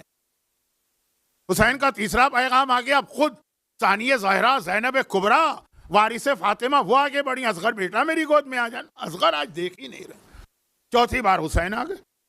زینب کیا بات ہے, کہا بھیا اصغر اس طرح سے مان نہیں رہا. حسین آئے, اصغر کے کانوں کے قریب منہ لے کے گئے جو اپنی چھوٹی بہن کی گود میں. ارے ایک جملہ کا, ارے جملہ کیا تھا, کیا قیامت تھی کہ اصغر گویا اچھل کر باپ کی آغوش میں آ گیا. جملہ کیا تھا کہ اصغر بیٹا میں تجھے تیری بہن سے الگ نہیں کرتا, لیکن جو جہاد میں کرنے جا رہا ہوں اس میں کامیاب نہیں ہو سکتا جب تک کہ تو میرے ساتھ نہ ہو. بابا کو میری اتنی ضرورت ہے. یہ اصغر ہے, خاندان اہل بیت کی فرد, جو ایک دن کا بھی ہو تو ساری باتیں سمجھتا بھی ہے, عمل بھی کرتا. بابا کے جہاد کے لیے میرا وجود اتنا اہم ہے, ایک بار گود میں آ گیا. تو وہی جو بات میں کہہ رہا تھا, بچے چاہے کربلا کا اصغر ہو اور چاہے وہ پیغمبر کی رسالت میں مولا علی, وہاں سے لے کے اصغر تک, وہ جو ایک پیغام ہے کہ نہیں، بچوں کا بھی اپنا ایک رول ہوتا ہے، ایک اہمیت ہوتی ہے اسلام کے اندر. پیغمبر اسلام اسی لیے بچوں سے بہت محبت کرتے ہیں اور اپنی محبت ظاہر کرتے ہیں. بچوں کو بھی ذرا احساس ہو ہمیں عزت مل رہی. کائنات کا حکمران، کائنات کا سید. آج میں نے پیغمبر کا خطبے میں تذکرہ سید کائنات کے حوالے سے کیا. کائنات کا سردار، خالی سردار نہیں ہے، سبب تخلیق کائنات. وہ ہمیں اتنی عزت دے رہا ہے، بچے بہت خوشی محسوس کرتے ہیں. پیغمبر کا ایک طریقہ. تو ایک دن پیغمبر مدینے کے ایک بازار سے گزر رہے ہیں، وہاں ایک چھوٹا سا پلے گراؤنڈ تھا، کچھ بچے کھیل رہے تھے. پیغمبر دیکھا، خوش ہوئے، چہرے پہ مسکراہٹ آئی. اس کے بعد ایک جملہ تھا، ویل لأولاد آخر الزمان. افسوس اس تباہی پر جو آخری زمانے کی اولاد پر آئے گی. اگر ہمارا زمانہ آخری زمانہ ہے، اب آنے والے کل کی مجلس شب جمعہ ہے، اگر میرے پاس وقت رہا تو میں تھوڑا ذکر زمانے کے امام کا بھی کروں گا. لیکن بہرحال آج کل بہت سارے ذہنوں میں تصور ہے کہ یہی آخری زمانہ. تو یہ آخری زمانے کے بچوں کو دیکھا، یہ بیٹھے ہیں کچھ بچے، ان کو دیکھ کے پیغمبر نے کہا افسوس وہ تباہی، وہ بربادی جو آخری زمانے کی اولاد پر آئی. اصحاب رسول تو ہمیشہ پیغمبر کے ساتھ ہیں. سنا سب نے، سب کے دماغ میں ذہنوں میں ایک ہی خیال ہے کہ یہ جو قریش مکہ تھے یا مکے کے کافر تھے نا، یہ ایسے تھے. نہیں، جملہ ایک رہ گیا، ایک لفظ، ویل لأولاد آخر الزمان من آبائہم. افسوس اس تباہی پر جو آخری زمانے کے بچوں پر آئے گی ان کے والدین کی طرف سے. سب کے ذہن میں آیا کہ ہاں یہ جو بت پرست ہے نا، مشرک، یہ اتنے سنگ دل ہوتے ہیں کہ اپنے ہاتھ سے بیٹیوں کو زندہ دفن کر دیتے. وہ ہوں گے کافر والدین. کہا امن آبائہم المشرکین، یا رسول اللہ وہ جو آخری زمانے کے بچے تباہ ہوں گے والدین کے ہاتھوں، وہ کیا مشرک ہوں گے؟ کہا نہیں، بل من آبائہم المسلمین والمومنین. یہ والدین مومن و مسلمان ہوں گے جو اپنی اولاد کو تباہ کریں گے. اب سب کے کان کھڑے ہوئے، ایک مومن، ایک مسلمان، وہ اپنی اولاد کو تباہ کرے. اچھا، پہلے تو کچھ امکان تھا بھی نہیں، اب تو ہم خود جہاں بیٹھے ہیں وہاں امکان ہی نہیں. بھائی ہم نے اپنے بچپنے میں والدین سے کتنی مار کھائی ہے، ہڈیاں تک ٹوٹی. اور آپ میں سے ہر ایک جو میری ایج کا ہے یا مجھ سے تھوڑا چھوٹا بھی ہے، 20 سال. اب آج کل کتنے پیار سے، محبت سے بچوں کو رکھا جاتا ہے، ہر ضرورت پوری کی جاتی ہے. ہمیں تو سوکھی روٹی ملا کرتی تھی بچپنے میں، جبکہ ماں ہم سے اتنی ہی محبت کرتی تھی جو ان بچوں کو آج برگر بنا کر اور نوڈلز بنا کر اور پیزا بنا کے دیتی. ہماری ماں ہماری دشمن نہیں تھی، لیکن اس زمانے میں تربیت کا یہی طریقہ تھا. لیکن پیغمبر نے کہا کہ یہ جو آخری زمانے کے والدین اپنی اولاد کے لیے اتنی قربانیاں دے رہے ہیں. آج جتنا والدین اپنی اولاد پہ خرچ کرتے پہلے نہیں کرتے. وہ سادگی کا زمانہ تھا، وہ موضوع بدل جائے گا. تو یہ کیا پیغمبر نے کہہ دیا کہ والدین تباہ کریں گے؟ یا رسول اللہ یہ کون سے والدین ہوں گے؟ مومن ہوں گے تو بھئی یہ کیا کریں گے؟ کھانے کو نہیں دیں گے، گلا گھونٹ دیں گے، خالی لنگوٹی میں ان کو زندگی گزارنے کا پیغام دیں گے؟ کہا نہیں، یہ نہیں ہوگا، یہ سب تو دیں گے. وہ لا يعلمونہم شیئا من الفرائض، وہ انہیں دین نہیں سکھائیں گے. دنیا کی ہر چیز سکھا دیں گے، دین نہیں سکھائیں گے. بلکہ اذا علموہم، کچھ بچے ایسے ہوتے ہیں نا کہ والدین ان کو روکتے بھی ہیں. اب روکنے کے 2 طریقے ہوتے ہیں. ایک ڈائریکٹ روکتے ہیں، چھوڑو یہ فضول باتیں، کس مولوی کے چکر میں پھنس گئے. اور کبھی انڈائریکٹ ہوتا، نہیں بہت اچھی بات ہے، لیکن بیٹا ابھی تمہارا کیریئر بن رہا ہے، اسکول کی تعلیم، کالج کی تعلیم اہم ہے، وہ ابھی سیکھنا. دین تو کبھی بھی سیکھ لو. اب یہاں ڈائریکٹ اس نے منع نہیں کیا، اہمیت مانی نہیں، بہت اہم ہے، دین کی تعلیم بھی ہے، دین بھی، لیکن اس کا وقت ہے، اس کا وقت نہیں. کبھی کبھار ہمارے یہاں 2 چیزوں کے مقابلے میں یہ لفظ آ جاتا ہے جو میں ممبر پہ اس کی مثال دینا نہیں چاہتا کیونکہ وقت کم رہ گیا ہے اور آپ کے ذہن میں غلط فہمی ہو جائے گی. کبھی کبھار ایک لفظ آ جاتا ہے، جی ماتم کی قضا نہیں ہے، نماز کی قضا، اس لیے نماز چھوڑ دو یا قضا کر دو، ہے نا. تو اب یہ ہے کہ دونوں اپنی جگہ اہم ہیں، لیکن یہ جملہ کیوں کہہ رہے ہو؟ کوئی اور جملہ کہہ دو تو وہاں واپس آئی. منع نہیں کریں، نہیں یہ ضروری ہے، یہ بھی، ہاں دین بھی سیکھنا ہے، سب کچھ ہے، لیکن اسکول کالج کا تو ابھی زمانہ. بڈھے ہو کے تو تعلیم حاصل نہیں کرو گے، دین بڈھے ہو کے بھی سیکھ سکتے ہو. پیغمبر کہہ رہے ہیں کہ اچھا اب یہ بچے جو ہیں یہ ساری بات سنی، کچھ نیک بچے پھر بھی والدین کے ہاتھ سے نکل کے انہوں نے کچھ عالم کی صحبت اختیار کی، آن لائن کورسز کیے، کچھ دین سیکھا.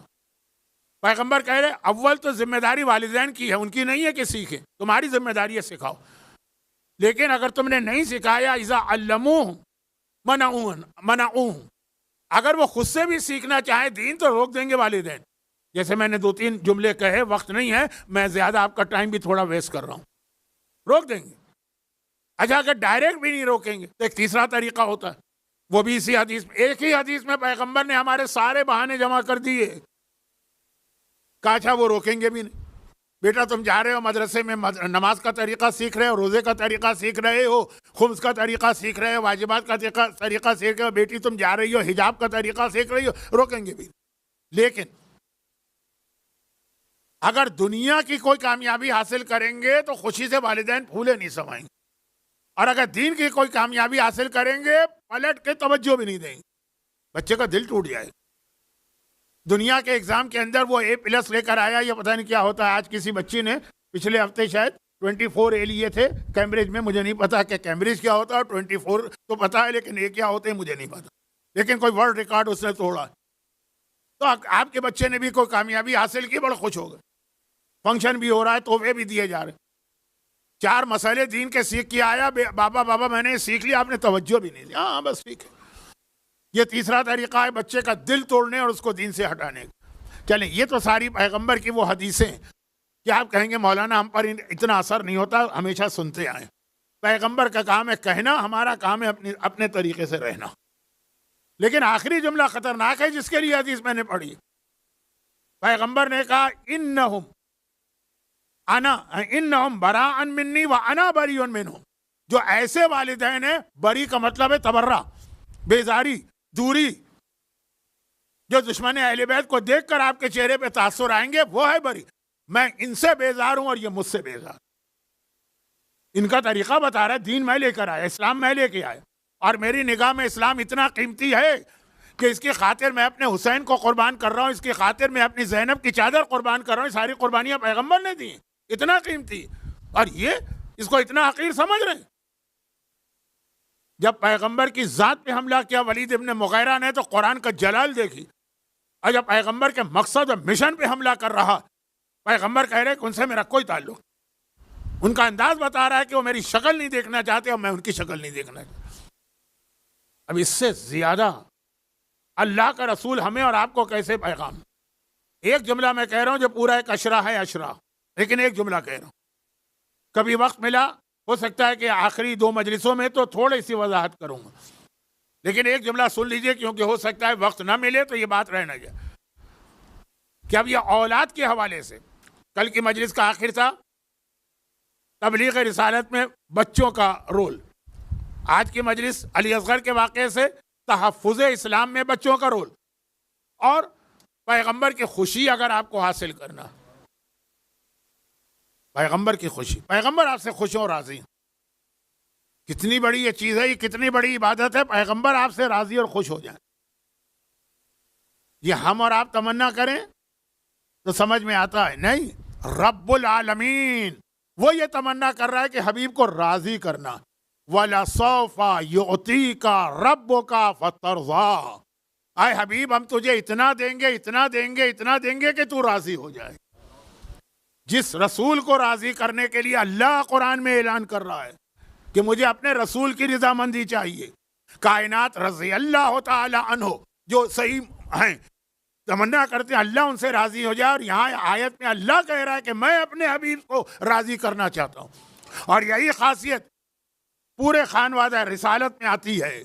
قرآن نے جہاں آقا حسین کی تعریف کی تو کہا راضیۃ مرضیہ، کہ تو اس حالت میں آیا کہ اللہ تجھے راضی کرنا چاہتا ہے. راضیہ الگ لفظ ہے، مرضیہ الگ لفظ ہے. راضی کرنا چاہتا ہے اللہ. تو اب ایک طرف اللہ ان کو راضی کرنا چاہتا ہے، کیا مطلب کہ یہ مجھ سے راضی ہو جائیں، یہ اللہ سے راضی ہو جائیں، اور ایک طرف ہماری حالت ہے کہ پیغمبر کہتے ہیں میں بیزار ہوں تم سے. یہ عظمت رسالت کی تقریر کا فائدہ کیا ہے کہ اگر انسان آخری نتیجہ لے کے جائے کہ رسول ہم کو دیکھنا بھی نہیں چاہتا. لیکن اس میں جو بات وہ یہ ہے کہ اولاد کے حوالے سے ایک پیغام سن لیجیے. یہ پورا ایک اشرا، موقع ملا تو کبھی اس پہ پڑھوں گا جس سال میرا دل چاہے گا.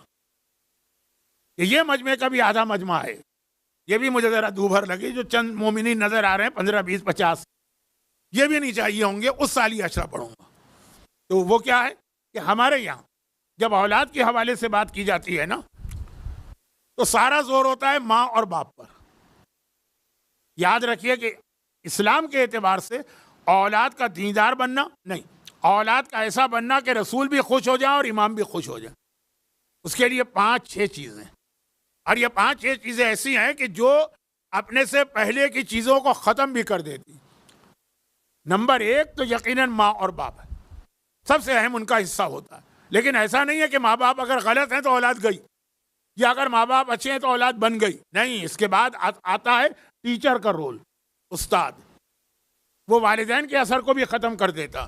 بہترین مثال آپ کے سامنے پیش کروں ایک جملے میں، یزید کے بیٹے نے، جس کا نام معاویہ تھا، یزید کا بیٹا حکومت کو ٹھکرا دیا، کہا مجھے نہیں چاہیے وہ حکومت جس کی بنیاد خون حسین پہ رکھی گئی، میرا باپ نے جو گناہ کبیرہ کیا وہ جہنم کی آگ میں جل رہا ہے، میں اس کے گناہ میں شریک ہو کر وہی جہنم کی آگ نہیں لینا چاہتا ہوں۔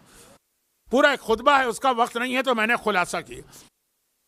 خاندان نے اس کو تو زہر دے کے شہید کر دی، اس کو زہر دے دیا،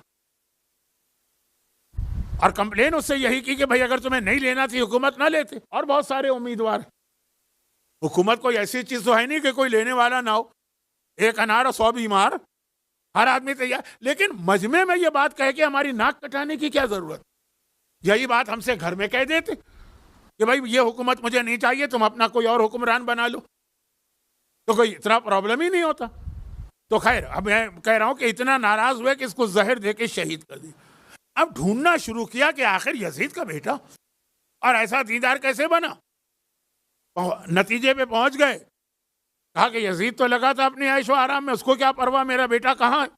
جو اس کا ٹیچر اتفاقاً مقرر کیا گیا تھا وہ پکا محب اہل بیت اور امامت کا قائل تھا، اس نے موقع سے فائدہ اٹھا کے اس کو ایسا ٹرین کیا کہ یزید کا بیٹا، جو میں نے ایک جملہ ابھی کہا نا کہ ماں باپ کا اثر بھی ختم ہو جاتا، یزید کا اثر ختم کر کے رکھ دیا استاد نے۔ تو یہ ٹیچر یا استاد کی اپنی اہمیت اتنی، میرے جملے کی ترتیب رکھیے گا ذہن میں، ہر آنے والی چیز پیچھے والی چیز کو ختم کر سکتی ہے۔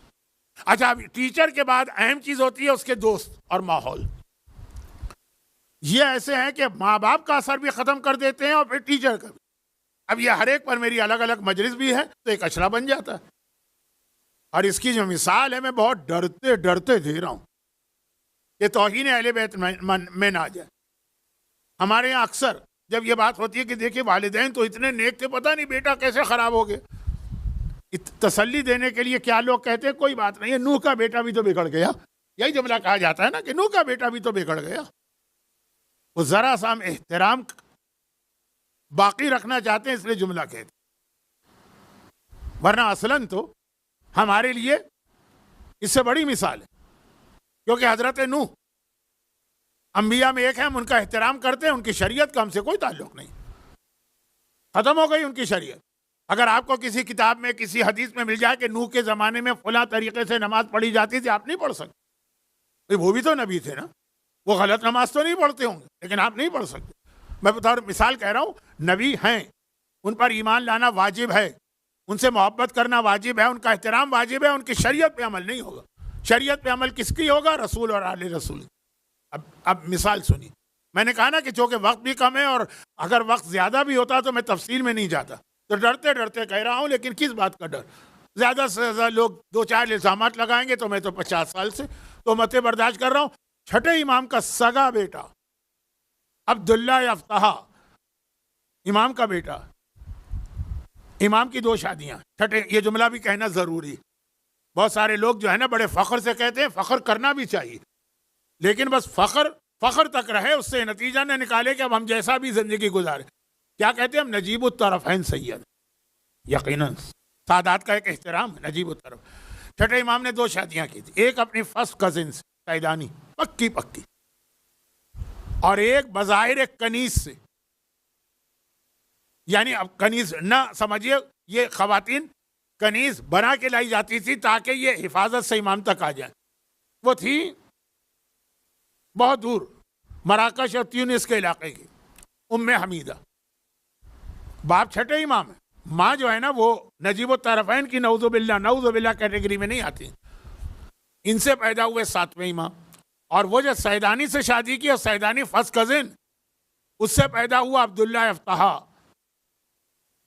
چھٹے امام کے فوراً بعد اس نے 7ویں امام پہ تہمت لگائی کہ یہ جھوٹا امام ہے, امامت میرا حق ہے, یہ جعلی امام بن کے میرے حق پہ قبضہ کرنے آ گیا ہے, یہ جھوٹ بول رہا ہے, یہ امانت میں خیانت کر رہا ہے. نعوذ باللہ. ایسے سخت الفاظ جو دشمنان اہل بیت بھی باقی معصومین کے لیے نہیں کہتے, بھائی کہہ رہا ہے.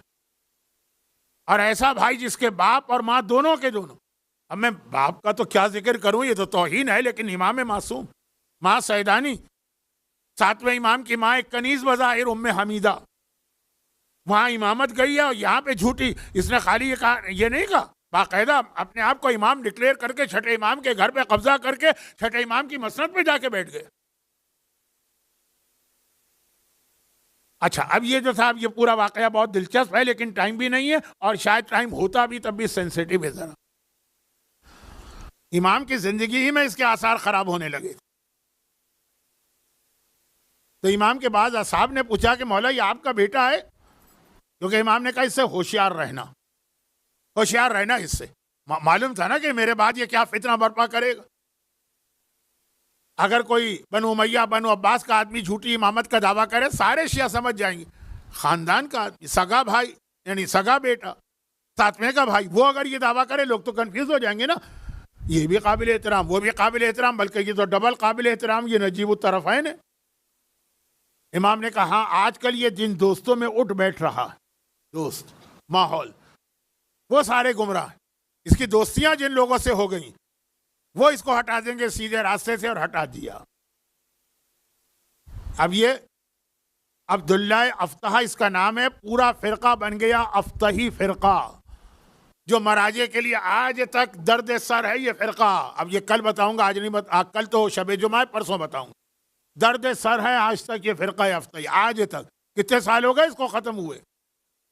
تو اب یہ جو تھا, اس نے اپنے ترتیب, والدین کا جو اثر تھا وہ بھی ختم کر دیا, اپنے اساتذہ کا اثر بھی ختم کر دیا. کس نے, کس وجہ سے؟ تیسری چیز جو آئی تھی, اور وہ تھا ماحول اور دوست, فرینڈ سرکل, جو آج کل تو بہت بڑا مسئلہ ہے. آپ کو بھی نہیں پتا کہ آپ کے بچوں کے دوست کون ہیں.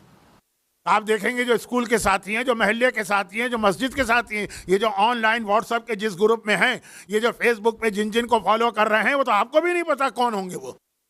یہ ہے خطرناک. یہ پہلی 3 چیزوں کو ختم کر دیتے ہیں, اور الٹا بھی ہے.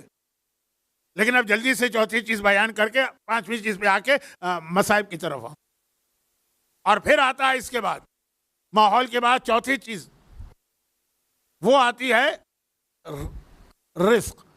جو پیٹ میں لقمہ جا رہا ہے وہ کیا, وہ اگر حرام کا ہے تو چاہے والدین بہترین ہوں, چاہے اساتذہ بہترین ہوں, چاہے دوست و احباب بہترین.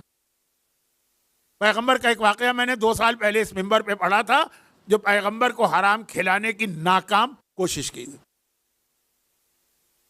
یہ 4 چیزیں, ان 4 چیزوں کا خلاصہ سنیں. فرض کیجئے والدین بہترین ہیں, یا فرض کیجئے کہ اس کے بعد استاد بھی بہترین ہے, فرض کیجئے اس کے بعد ماحول بھی بہترین ہے, رزق غلط ہے, بگڑے گا. اور الٹا بھی ہے, والدین بہت برے ہیں لیکن استاد سنبھال لے گا, یزید کا بیٹا, استاد بھی برے ہیں, ماحول سنبھال لے گا. ماحول بھی برا ہے, رزق اگر حلال کھا رہا ہے سنبھل جائے گا. اور ان سب کے بعد آخری چیز کہ یہ سب بھی اگر غلط ہوں تو اللہ نے ہر انسان کے اندر نفس سے لوامہ رکھا ہے, جو اس کو سیدھے راستے پہ لے کے آ جاتا, اس کو نہ مرنے دے. اگر وہ زندہ ہے نا تو پہلی 4 چیزیں بھی اگر آپ کے خلاف ہیں, والدین بدترین, ماحول بدترین, اساتذہ بدترین, پوری زندگی رزق حرام کھایا, وہ سنبھال لے گا. اب وہ اس کو کیسے زندہ رکھیں یہ انشاءاللہ 2-3 دن کے بعد آئے گا. آج ذرا لفظ بھی بڑا مشکل ہے, بچے تو سمجھے بھی نہیں ہوں گے نفس لوامہ کیا. اب یہ تو کل کی مجلس کے آخر کا جملہ, بچوں کا رول. آج کی مجلس بچوں کا رول, خالی رول نہیں. پیغمبر ہم سے بیزار نہ ہونے پائے. ہمارے لیے تو وہی قیامت ہے, ہماری جہنم وہی. ہماری جہنم وہ آگ اور سانپ اور بچھو اور کوڑے والی جہنم نہیں. ہماری جہنم میں اگر پیغمبر کہہ دے کہ میں تمہیں دیکھنا نہیں چاہتا, اس سے بڑی جہنم ہمارے لیے کوئی نہیں. چاہے کوئی ہمیں جنت میں لے جا کے بٹھا دے، لیکن پیغمبر کا جملہ ہمارے لیے کافی ہے، وہ اولاد کے حوالے سے۔ باقی باتیں انشاءاللہ کل ہوں۔ اور یہاں آپ کو نظر آئے گا کہ اہل بیت کے گھرانے میں ہمارے سامنے خالی مردوں اور عورتوں کی مثالیں نہیں آئیں، چھوٹے چھوٹے بچوں کا بھی جو ہمارے سامنے کردار آیا۔ صرف ایک جملہ اس لیے کہہ رہا ہوں کہ یہاں کے اوقاف کے کیلنڈر کے حساب سے آج کی تاریخ طفلان مسلم کی شہادت کی تاریخ۔ اب پورے مصائب بھی پڑھنے چاہیے تھے، لیکن چونکہ ہمارے ہاں تاریخ کوئی اور بھی ہے اور اب وقت نہیں رہا، ورنہ ارادہ تھا، لیکن بہرحال اب نہیں پڑھ سکتا میں۔ طفلان مسلم، دو چھوٹے بچے، باپ سے بھی دور ہو گئے، ماں سے بھی دور ہو۔ اور یہ جملہ یاد رکھیے گا کہ طفلان مسلم کی شہادت نے جناب مسلم ابن عقیل کی ساری نسل کا خاتمہ کر دی، جس کا اللہ نے جو صلہ دیا ہے وہ کل کی مجلس میں آئے گا۔ جنہوں نے میری پرانی مجلسیں سنی ہیں وہ تو سمجھ گئے ہوں گے، لیکن جنہوں نے وہ نہیں سنی ہے، ابھی مجھے آج پڑھنا تھا لیکن اب وقت نہیں ہے، اب ماتم کرنے والوں کا بھی وقت میں روزانہ لے رہا ہوں۔ طفلان مسلم، دیکھیں کربلا کے جو بچے تھے نا، ان کے ساتھ یا باپ تھا یا ماں تھی، اپنے سارے کے سارے خاندان کے بچے تھے۔ لیکن میں یہ نہیں کہہ رہا ہوں کہ اگر یہ نہ ہوتے تو نعوذ باللہ وہ بچے بگڑ جاتے، لیکن ایک حوصلہ ملتا ہے نا، ایک سہارا ملتا ہے نا ایک دوسرے سے۔ ہمارے لاکھ لاکھ سلام ہو ان دو معصوم شہزادوں پر، ایک کا نام ہے محمد، ایک کا نام ہے ابراہیم۔ آج بھی آپ مسیب میں جا کے ان دو بچوں کی زری کی زیارت کرتے ہیں نا، باپ سے بھی الگ ہیں اور ماں سے بھی الگ ہیں۔ اگرچہ اس میں اختلاف ہے کہ یہ والدین سے الگ کیسے ہوئے۔ بعض روایتوں میں ہے کہ جناب مسلم ابن عقیل کے ساتھ کوفے آئے تھے، اور مسلم ابن عقیل نے اپنی زندگی کے آخری دنوں میں یہ بچے قاضی شرح کو دے دیے تھے کہ یہ حفاظت کر کے مدینے پہنچا دینا، یا آقا حسین تک، نہیں مدینے کہا تھا، مدینے پہنچا دے۔ بعض روایتوں میں کہ ایسا نہیں ہے، یہ تو اپنی ماں کے ساتھ کربلا آئے تھے، اور جب کربلا سے یہ بیویاں قید کر کے لے جائی گئی تھی تو یہ قیدی بن کے آئے تھے، لیکن کوفے کے قریب جب پہنچے اور وہ جو بلوا، ہجوم، بھیڑ بھاڑ، مجمع، لوگ ادھر سے ادھر آ رہے ہیں ادھر، اس میں یہ دو بچے جو تھے وہ بچھڑ گئے۔ اور پھر وہ پوری روایت آپ سنتے ہیں، میں پڑھتا لیکن وقت نہیں، بس صرف اس لیے کہ آج کی رات کی ایک مناسبت۔ طفلان مسلم جب گرفتار نہیں ہوئے، ابھی گرفتار نہیں ہوئے، گرفتار ہو گئے تھے، قید خانے میں رکھے گئے تھے، لیکن قید خانے کے داروغہ کو اپنا تعارف کرایا، وہ قدموں پہ گر پڑا کہ مجھ سے کتنی بڑی گستاخی ہوئی کہ میں نے 1 سال آپ کو اس ظلم کے ساتھ رکھا ہے، مجھے کیا معلوم تھا وہ اولاد رسول ہے، میں دروازہ کھولتا ہوں، آپ رات کے اندھیرے میں چلے جائیے۔ روایتیں آپ نے سنی بھی ہیں۔ اور یہ بچے جب نکلے اور چلتے چلتے پھر وہ صبح کا وقت آ گیا، ایک درخت پہ جا کے چھپ کے بیٹھے، مالک مکان جو قریب میں عورت رہتی ہے اس کی کنیز پانی بھرنے آئی، جھکی تو دیکھا کہ 2 چہرے نظر آ رہے، بہرحال لے کے گئی نا اپنی وہ مالکن کے پاس جو محب اہل بیت۔ اور جب اس کو پتا چلا، بلکہ پتا کیسے چلا، بچے گھر میں داخل ہوئے، ایک مرتبہ گھبرا کے کہا تم کون ہو، تمہارے بدن سے ایسی اچھی اور بھینی بھینی خوشبو آ رہی۔ تعارف کرایا ہم کون ہیں۔ اس نے جلدی سے پچھلے کمرے میں چھپا دیا، کیونکہ اس کا شوہر ایک روایت کے مطابق داماد نہ صرف یہ کہ دشمن اہل بیت تھا بلکہ انہی بچوں کو ڈھونڈتا پھر رہا تھا۔ ابن زیاد نے اعلان کیا تھا، کہا بچوں خاموشی سے پچھلے کمرے میں جا کے آرام کرو، اگر میرا شوہر آ گیا، داماد ہو کے جو میں ایک لفظ ایک ہی استعمال کروں، آواز نہ نکلنے پائے، کیونکہ وہ بڑا ظالم۔ دونوں بچے پچھلے کمرے میں جا کے سو گئے۔ آپ نے سنا آدھی رات کا وقت، وہ آ گیا اس کا داماد، اس کو کیا پتا گھر میں کون ہوتا، تھکا ہوا آیا تھا، پورا دن بچوں کو ڈھونڈا تھا، حتیٰ اتنا ڈھونڈا اس کا گھوڑا مر گیا اور وہ پیدل آیا، بہت تھکا ہوا، سو گئے۔ بچے ایک دوسرے کے گلے میں باہیں ڈال کے سو رہے ہیں۔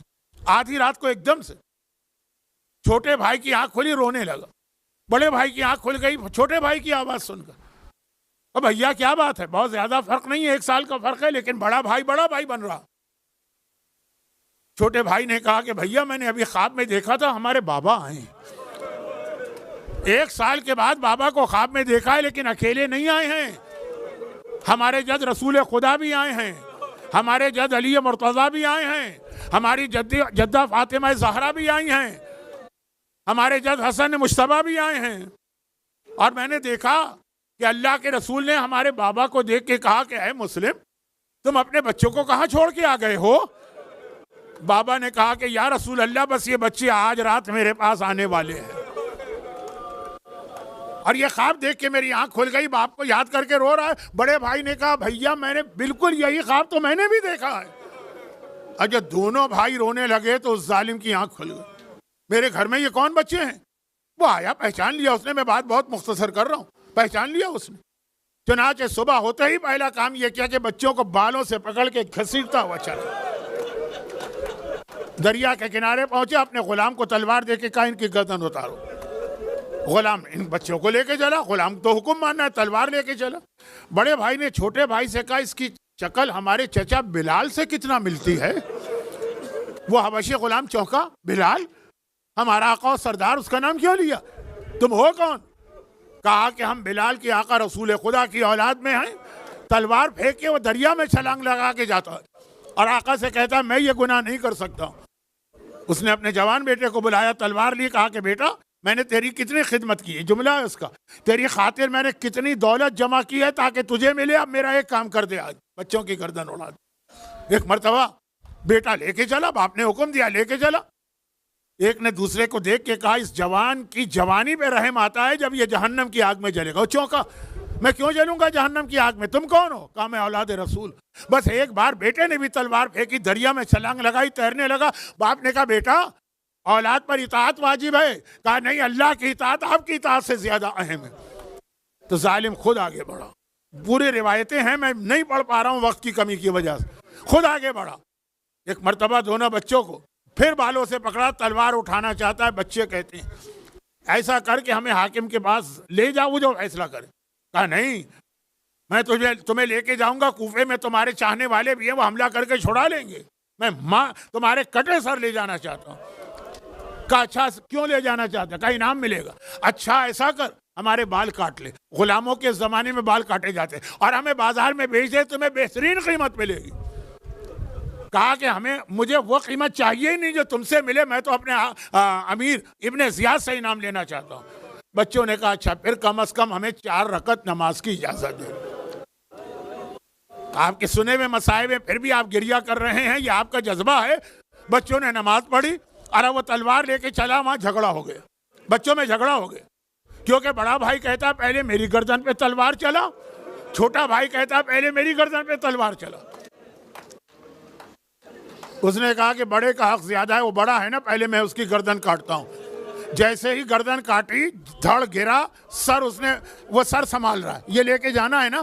اب جو پلٹ کے دیکھا، چھوٹا بھائی بڑے بھائی کے خون کے اندر وہ لوٹے لگا رہا ہے، غلطہ ہو رہا ہے، پورے جسم پہ خون مل رہا ہے۔ جب رسول خدا کے سامنے جاؤں گا تو اس حالت میں جانا چاہتا ہوں۔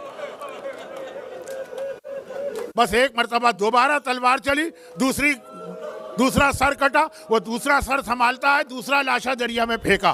اب یہ دیکھنے والے کہتے دونوں لاشیں جا رہے تھے بغیر سر کے۔ ایک مرتبہ دونوں نے بغیر سر کے لاشیں ایک دوسرے کو اپنے باہوں میں لے لیا ہے۔ یہ 2 لاشیں مسیب میں آئے اور وہاں دفن ہوئے۔ اے فرزندان مسلم، میں آپ کے مصائب کو کم نہیں کرنا چاہتا، ذرا دیکھیے یہ آپ کے چاہنے والے آج اتنے سالوں بعد بھی چند سادہ سا جملے سن کر کتنا رو رہے ہیں۔ میں آپ کے مصائب کو کم نہیں کرنا چاہتا، لیکن ایک جملہ میں عرض کروں گا، آپ شہید ہوئے، آپ کے سر کٹے، آپ کے لاشیں گرے، لیکن قبریں بنی نا، لاشیں ملے نا۔ ایک وہ منزل بھی تھی جب کربلا سے قافلہ جا رہا ہے اور راستے میں اونٹ دوڑائے جا رہے ہیں، پتہ نہیں کتنے ننھے بچے زمین پہ گر رہے ہیں، اور عمر سعد کہہ رہا انہی بچوں پر سے لاشوں کو گزار دو۔ ارے قبر تو چھوڑیں، وہاں لاشیں بھی سلامت نہیں ہیں، اونٹوں کی سوپوں تلے، گھوڑوں کی ٹاپوں تلے وہ لاشیں ٹکڑے ٹکڑے ہو رہے۔ زینب فریاد کرتی ہے قافلہ روک دے، عمر سعد نہیں روکتا۔ تو اب زینب نے طریقہ یہ اختیار کیا کہ جب کوئی بچہ گرتا ہے، زینب بھی چلتے اونٹ سے اپنے آپ کو گرا دیتی ہے۔ عمر سعد کو زینب کو زندہ لے جانا انعام ملے گا، مجبوراً قافلہ روکتا ہے، زینب کی وجہ سے باقی بچے بچے، زینب نے اٹھایا، لیکن جتنے آرام سے آپ نے سنا اور میں نے پڑھا، کیا یہ جملہ اتنے ہی آرام کا ہے؟ نہیں، زینب چلتے اونٹ سے اپنے آپ کو گرا رہی ہے۔ گرنے والا ہمیشہ ہاتھوں کو بڑھا کے سہارا لیتا ہے۔ اللہ، ثانیہ زہرا، زینب کبریٰ، دونوں ہاتھ گردن سے بندھے ہیں، اور اس حالت میں جب زمین سے ٹکراتی ہیں سر زخمی ہوتا ہے۔ جب شام پہنچی تو سارا سر خون سے بھرا ہوا۔ اجرکم اللہ، پروردگارہ ان تمام مومنین و مومنات کو جو اس مجلس میں شریک ہیں، چاہے یہاں چاہے آن لائن، ان کو ہر مصیبت سے محفوظ فرما، حاجتیں پوری فرما، مرحومین کی مغفرت فرما، بیماروں کو شفا عطا فرما، ظہور امام میں تاجیل فرما۔